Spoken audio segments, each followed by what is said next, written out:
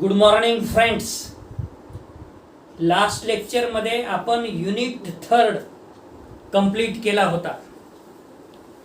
Differential कॅल्क्युलसच्या lecture number 51 वर आहोत आपण आणि आपला युनिट 4 सुरू आहे. याचं टायटल आहे पार्शियल डिफरन्शिएशन. या पार्शियल डिफरन्शिएशन मध्ये आर्टिकल 11.1 इंट्रोडक्शन. पार्शियल डिफरन्शिएशन कशाला म्हणतात? The process of finding out a derivative of a function is called differentiation. आधी डिफरन्शिएशन कशाला म्हणतात? The process of finding out a derivative of a function is called differentiation. याच्यावर एक objective type होऊ शकते. The process of finding out a derivative of a function is called fill in the blanks. आता partial differentiation कशाला म्हणतात? The process of finding out a derivative of a function of 2 or more variables with respect to one of these variables keeping others constant is called partial differentiation. या partial differentiation शब्दाला जर fill in the blanks ठेवलं तर याच्याही वर एक objective type होऊ शकते. पुन्हा the process of finding out a derivative of a function of fill in the blanks 2 or more. बाकी सगळं लिहायचं. तर आता ऑप्शन ए मध्ये 2 म्हणू शकतो आपण, किंवा बी मध्ये मोर म्हणू शकतो 2 or more, आणि सी मध्ये both A and B, none of this. अशा पद्धतीनं ऑब्जेक्टिव्ह टाइप आपल्याला तयार करता येते. तर पार्शियल डिफरन्शिएशन कशाला म्हणतात हे आपण बघितलं की डेरिव्हेटिव्ह काढत असताना 2 किंवा 2 पेक्षा जास्त व्हेरिएबल जर असतील तर विथ रिस्पेक्ट टू 1 जर केला आपण तर अदर काय होईल? कॉन्स्टंट होईल. म्हणजे विथ रिस्पेक्ट टू एक्स केलं तर keeping y as a constant, with respect to y केलं तर keeping x as a constant. Note मध्ये partial means a part of. Partial कशाला म्हणता येईल? It is a part of. आता नेक्स्ट आर्टिकल बघू आपण 11.2, ज्याचं टायटल आहे functions of 2 variables. As in case of functions of a single variables, we introduce the notion of functions of 2 variables by considering some examples. काही example consider करू आणि functions of 2 variables काय आहेत ते बघू.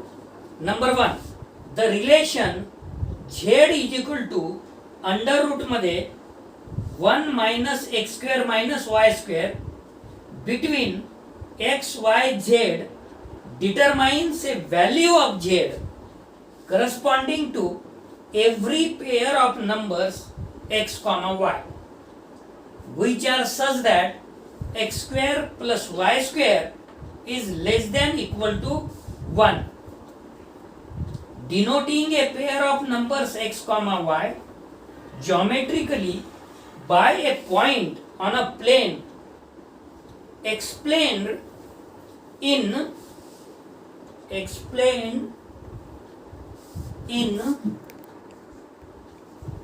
ग्राफ ऑफ फंक्शन्स मध्ये आपण already explain केलेला आहे. we see that the point x comma y for which x square plus y square is less than equal to 1 lie on or within the circle whose center is at the origin and radius is 1. हे जे सर्कलचं आहे equation x square plus y square is less than equal to 1, याचं जे point आहे ते सेंटरचं point जे आहे ते ओरिजिन आहे आणि रेडियस 1 आहे. The region determined by the point xy is called the domain of the point xy. तर असे जर स्टेटमेंट असले तर त्याचा ऑब्जेक्टिव्ह टाईप येऊन जाते. फिल इन द ब्लँक्स इथं डोमेनच्या ठिकाणी. We say that the relation z is equal to √1 minus x square minus y square, जे की वर आलेलं आहे equation, associates a real number z to each pair xy such that x square plus y square is less than equal to 1. We say that we have a function whose domain is the set of all points x comma y such that x square plus y square is less than equal to 1. We may write z is equal to f of xy. It is a function of x and y which is equal to √1 minus x square minus y square such that xy belongs to set of all points xy such that x square plus y square is less than equal to 1. हे झालं number 1. आता number 2 बघू आपण. The relation z is equal to e to the power minus x square minus y square determines a function of two variables x comma y. The domain of the function being the whole plane, that is the set of all the ordered pairs of real numbers. है एक दूसरा example घेतला आपण. आता article 11.3 neighbourhood of a point a b कशाला म्हणता येईल आपल्याला. Neighbourhood of a point a b. Let delta be any positive number. The points x y such that a minus delta is less than equal to x is less than equal to a plus delta. म्हणजे x ची values a minus delta ते a plus delta पर्यंत आहे. Comma b minus delta is less than equal to y is less than equal to b plus delta. y ची value b minus delta ते b plus डेल्टाच्या म्हणजे range मध्ये आहे. b minus delta to b plus delta. So determine a square bounded by the lines x is equal to a minus delta, x is equal to a plus delta, y is equal to b minus delta, y is equal to b plus delta. Its center is at the point AB. त्याचं centre काय आहे पण point AB. This square is called neighborhood of a point AB. हे आपल्याला याच्यावर बी objective type विचारल्या जाईल. इथून जर आपण गेलो लेट पासून तर इथपर्यंत आलं, त्याच्यानंतर it centre is at the point a b हे लिहिल्यानंतर this square is called neighbourhood of a point a b. For every value of delta we will get neighbourhood.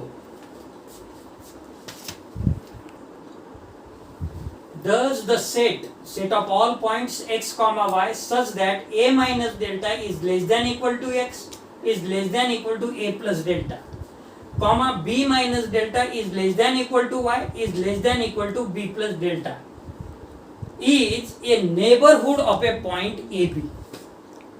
Next article 11.4 continuity of a function of two variables, that is continuity at a point. Let AB be a point of the domain of z is equal to f of xy. As in the case of the functions of one variables, we say that f is continuous at a comma b if for points x comma y near a comma b the value f of xy of the function is near f of ab, that is f of x comma y can be made as near f of ab as we like by taking the points x y sufficiently near ab. म्हणजे x च्या जागेवर a आणि y च्या जागेवर b. Formally we say that a function f of two variables is continuous at a point ab if corresponding to any pre-assigned positive number epsilon there exists a positive number delta such that mod मध्ये f of xy minus f of ab is less than epsilon. हे कंटिन्युअसची definition आहे. मग याच्यामध्ये इथं सुद्धा objective type एक तयार होऊ शकतो. For all members of the neighbourhood square ब्रॅकेटमध्ये एक set of all points x y such that a minus delta is less than equal to x is less than a plus delta, b minus delta is less than equal to y is less than equal to b plus delta of ab. ही जी diagram काढलेली आहे ही x axis हे y axis हा जो square काढलेला आहे या एक्स वाय एक्स ॲक्सिसला पॅरलल जे आहे ते y is equal to b minus delta, y is equal to b plus delta आणि एक्स ॲक्सिसला पॅरलल आणि वाय ॲक्सिसला जे पॅरलल आहे ते x is equal to a plus delta, x is equal to a minus delta. Thus, for continuity of AB, there exists a square bounded by lines x is equal to a minus delta, x is equal to a plus delta, y is equal to b minus delta, y is equal to b plus delta, such that for any point xy of this square f of xy lies between f of a comma b minus epsilon and f of a plus b plus epsilon, where epsilon is what? Any positive number, however small. मित्र हो, आज आपण या लेक्चरसाठी इथेच थांबणार आहोत. धन्यवाद.